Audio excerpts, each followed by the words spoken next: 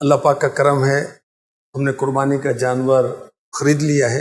ان خوشیوں کے لمحوں میں ابراہیم کی یادیں ہیں، ان قربانی کے جذبوں میں اسماعیل کی باتیں ہیں۔ حضرت ابراہیم علیہ السلام کی سنت قربانی ادا کرنے کے لیے، اور آخری نبی مکی مدنی صلی اللہ علیہ وآلہ وسلم کی سنت بھی ہے۔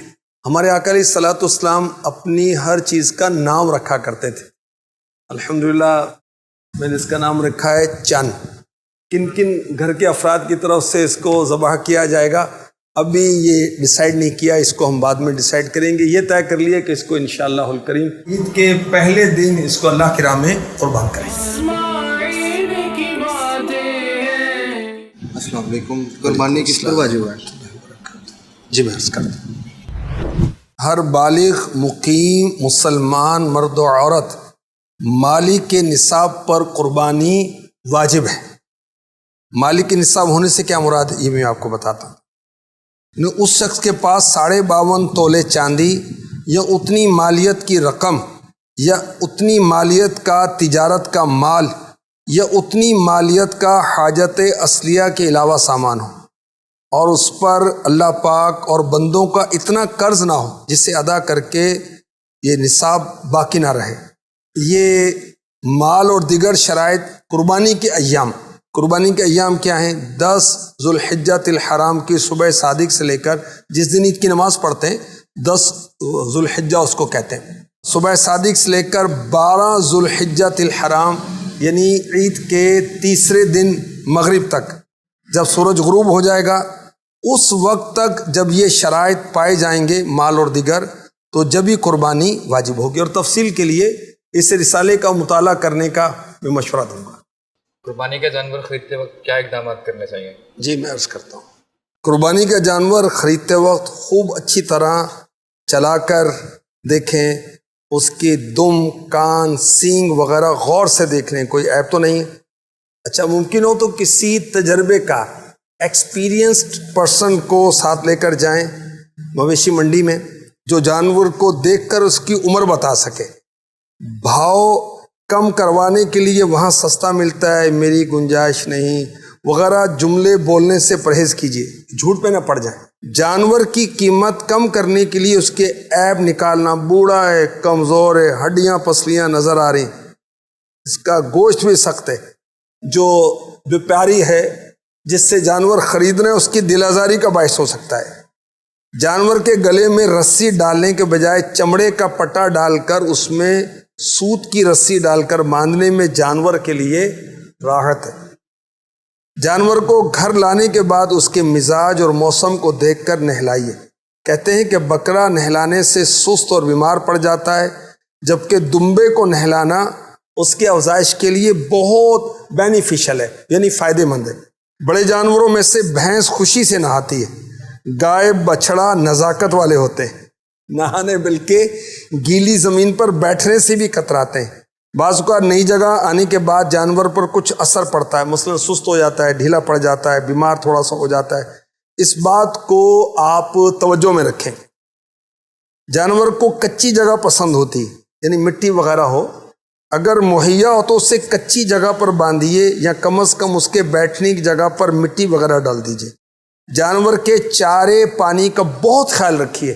اعلیٰ حضرت رحمۃ اللہ تعالی علیہ فرماتے ہیں کہ حدیث میں حکم ہے، جو جانور پالو دن میں 70 بار اسے دانا پانی دکھاؤ، فتاوی رضویہ شریف۔ چھوٹے جانور کو صبح کے وقت ہری گھاس اور شام کو چنے کی دال یا چنے کا چھلکا کھلائیے۔ بڑے جانور جیسے گائے وغیرہ کو 1 کلو چوکر اور 1 کلو گندم کا بھوسا توڑی خشک حالت میں ملا کر یا 1 کلو بنولے کے کھل بھگو کر 1 کلو چنے کی دال، بیسن نما اٹی اور چوکر ملا کر ایک تر یعنی گیلا مکسچر، اس کو ونڈا بھی کہتے ہیں، بنا لیجئے۔ صبح و شام 2 وقت کھلائیے۔ دوپہر میں 4-5 کلو مکئی کا چارہ کھلائیے۔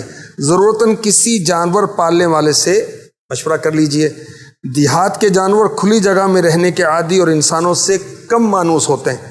جب یہ شہر میں نئی جگہ پر آتے ہیں تو اپنے قریب انسانوں کا ہجوم دیکھ کر بدک سکتے ہیں، بلکہ کسی انسان کو زخمی بھی کر سکتے ہیں، یا پھر خود جانور گر کر یا کسی چیز سے ٹکرا کر زخمی بھی ہو سکتا ہے. ٹھیک ہے، ان باتوں کا خیال رکھیں. اور امیر اہل سنت کی تحریرات ہماری رہنمائی کرتی ہیں، مدنی مذاکرے بھی ہوتے ہیں، اس میں شرکت کریں تو اس سے انشاءاللہ الکریم بہت کچھ تربیت ہو جائے گی.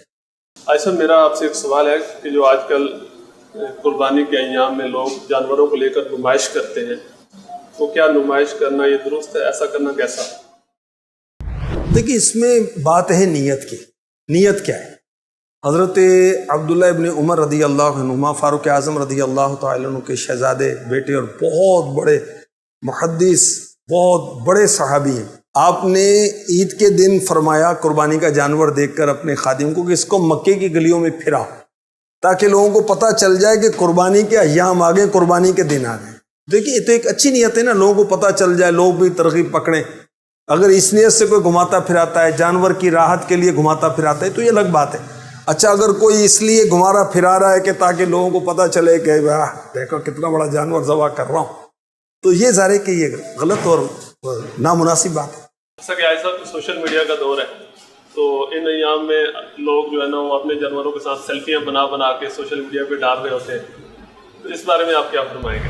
اللہ جانتا ہے نیت کدھر کی ہے. اگر اچھی نیت ہے تو اچھی بات ہے، بری نیت ہے تو بری بات ہے. اللہ ہماری نیتیں درست فرماتے. ایسا ایک اور سوال تھا میرا، جیسا کہ اب یہ جانور کی آنکھوں سے پانی آ رہا ہے، تو کیا اس کو یہ کہیں گے کہ جانور رو رہا ہے؟ اس کی دیکھیں مختلف وجوہات ہو سکتی ہیں. عام طور پر ان دنوں جیسے عام طور پہ لوگوں کی عادت ہوتی ہے نا کہ وہ بھائی فلاں ٹیبلٹ لے لو، فلاں کیپسول لے لو، فلاں پڑیا کھا لو، فلاں سیرپ لے لیں. اسی طرح جانوروں کے معاملے میں بھی بہت سارے ہوتے، وہ کہتے ہیں انو وہ کھلا انو کھوا، وہ ٹھیک ہو جائے گا. دیکھو تو صحیح یار، بکرا کتنا بول رہا ہے، اس کے پیٹ میں درد ہوگا. اس کو سوڈا کولڈ ڈرنک پلاؤ، اس کو نا اچار کھلا دو، کچے آلو کھلاؤ، کچے آلو، جلدی وزن پکڑے گا. یہ نہیں کرنا چاہیے. دیکھ، ان کے بھی ڈاکٹر ہوتے ہیں نا، ان کو بھی ڈاکٹروں کو چیک کرانا چاہیے، پھر ڈیسائیڈ کرنا چاہیے کہ اس کو کیا مرض ہے، کیا معاملہ ہے، اور علاج اس کے مطابق کرنا چاہیے. اسماعیل کی باتیں ہیں.